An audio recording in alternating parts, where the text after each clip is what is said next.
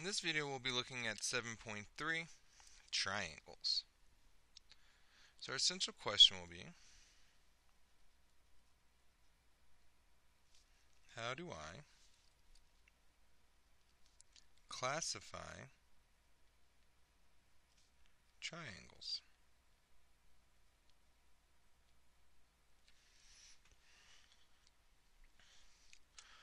So there's two ways of classifying triangles. One is by looking at their sides, and another is by looking at their angles. So on this column we'll be classifying by their angles, and then on this column we'll be classifying by their sides. So I'm looking at an acute triangle. The definition for acute will be, just like an angle, all angles in the triangle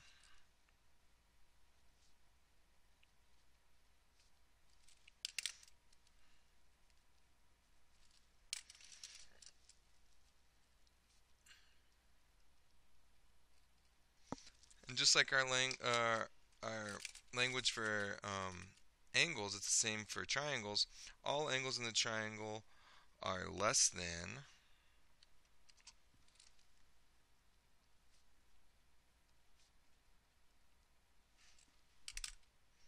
90 degrees.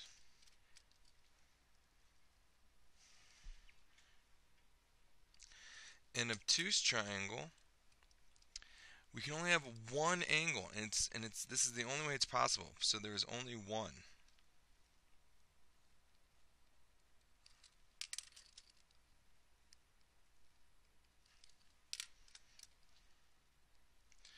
Only one angle in the triangle is greater than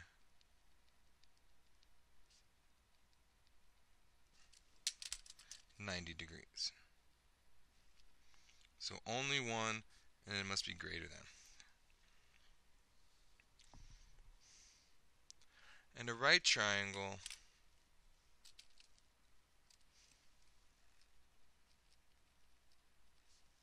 exactly, well, not exactly, let's say only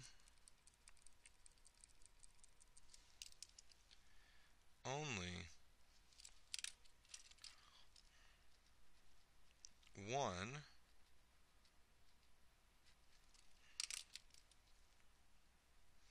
angle in the triangle is exactly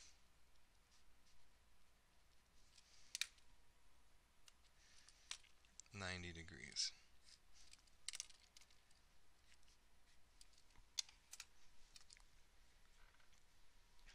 So we have acute triangle where all the angles in the triangle are less than 90 degrees, obtuse triangle with only one angle that's greater than 90 degrees, and a right triangle with only one angle in the triangle that is exactly 90 degrees. Okay, so then we can describe triangles by just their sides, and this is different. These are two different kind of ways of doing it. You can have a scalene triangle that's obtuse. You can have a scalene triangle that's acute, and you can have a scalene triangle that's right. So all three can go with one, and the same with all three of these. You can have any one of these triangles can be an acute, an obtuse, or a right. So for the scalene triangle, we have that no sides are equal. No sides are equal. An isosceles triangle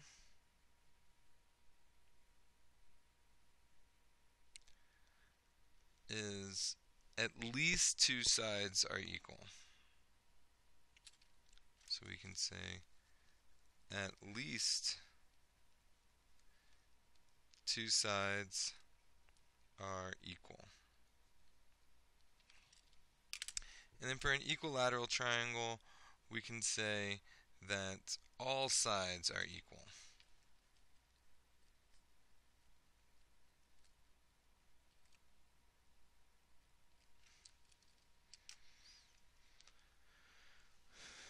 So that's how we can classify triangles by both angle and sides.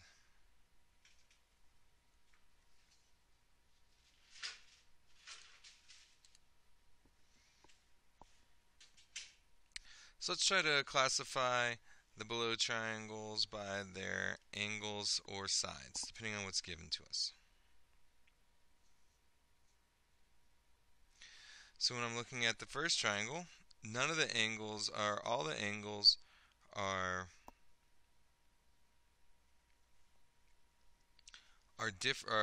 less than 90. So all angles in the triangle are less than 90.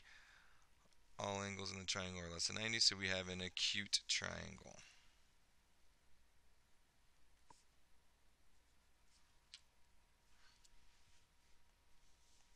On this one, what this symbol right here means is that anytime a line is passing through a side, those sides are equal. So let's make a note of that. All sides with a dash in them are equal to each other.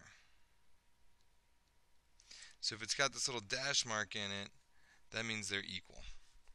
So I have equal sides, all my sides are equal, so that's an equilateral triangle. So we have equilateral.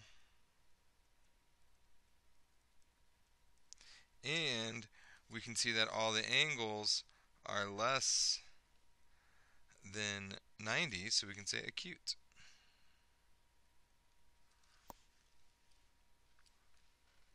It's equilateral and acute.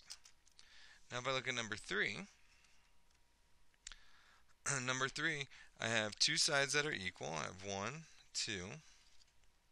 So if we have at least two sides are equal, we can say it's isosceles. So it's an isosceles triangle.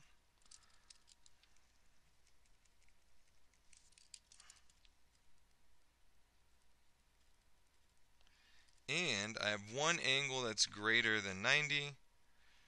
So what's that? If it's greater than 90, it is obtuse.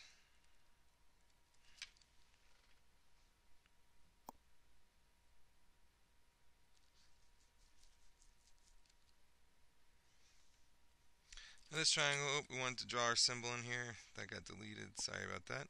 So we got our symbol in there. And when we have that symbol, so please add this symbol, and that'll tell us exactly what kind of triangle it is. When we have that symbol, we can say, oh, that's our 90-degree symbol, so we know that angle is 90 degrees. And then any triangle that is only one angle that is exactly 90 degrees, we can call that a right triangle. Lastly is an obtuse triangle, and then equilateral and acute triangle, like that.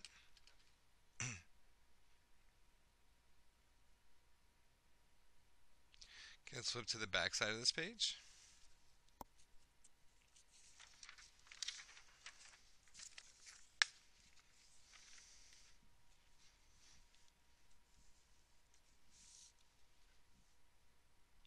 Now the triangle sum theorem states that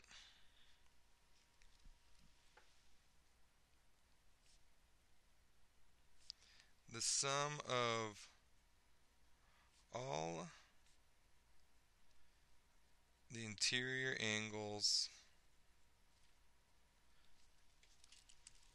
in a triangle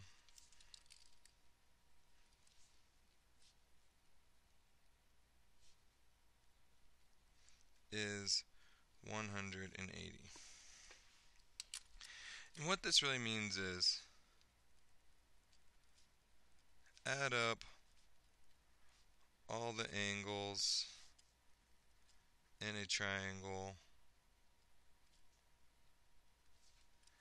and it equals 180.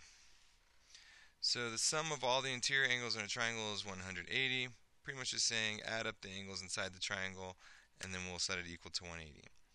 So we're going to do that to solve for these. So the way we do that is we will take each angle, we'll add them together. Remember, just because I say add them together doesn't mean we're going to automatically add. We're just going to write them using a plus sign in between each one. And then we will solve, and then we'll set it equal to 180, and we'll solve for x. So I'll take them and I'll add them individually. So x plus 76 plus 65, and if we add all this together, it should equal 180. So we got to figure out what x equals to make this work. So we'll do this by doing our solving our three-step equations. First step, combine like terms. So the x comes down, nothing to do with that. And we'll do 76 plus 65 is 141 equals 180. So then I'll subtract 141, and we'll have x is equal to 39.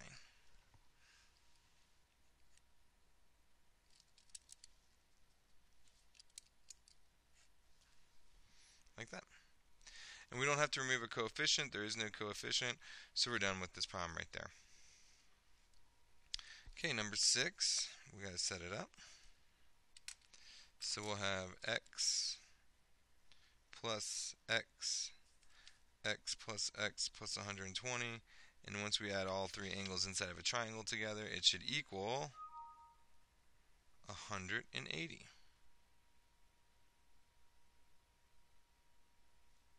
So when I do this, I will draw my line. We'll combine our like terms. X plus x. If I have an x and I add to it another x, it's going to be 2x. We'll bring down the plus 120. There's nothing to combine with that. Equals 180. Now we're solving this equation. So first we remove our constant. It's a positive, so we'll use subtraction. So I'll subtract 120 from both sides. Those cancel, and I have 2x is equal to 180 minus 120 is 60.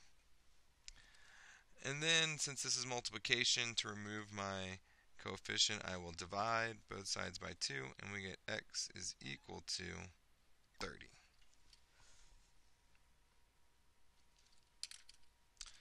So let's try number 7. If you want, go ahead and pause right here. See if you can try this one on your own. We're just going to add all three together, and then we set it equal to 180, and we solve. So pause right here and try this one on your own.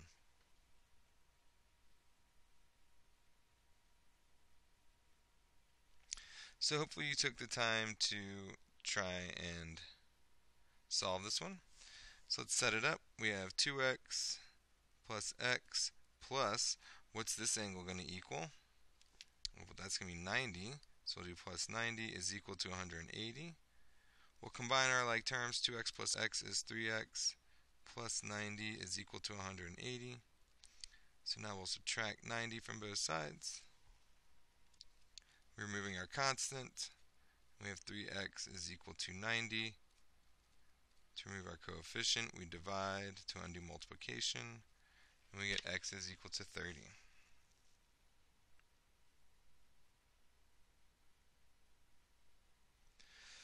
So we're going to stop right here. We'll save number 8 for a later time. But that's it for triangles. We're going to be able to classify them, and then we can also use our triangle sum theorem to figure out the measurement of any angle that is missing, or a variable on the interior of a triangle. So thank you very much for watching this video, and I hope you have a great rest of your day.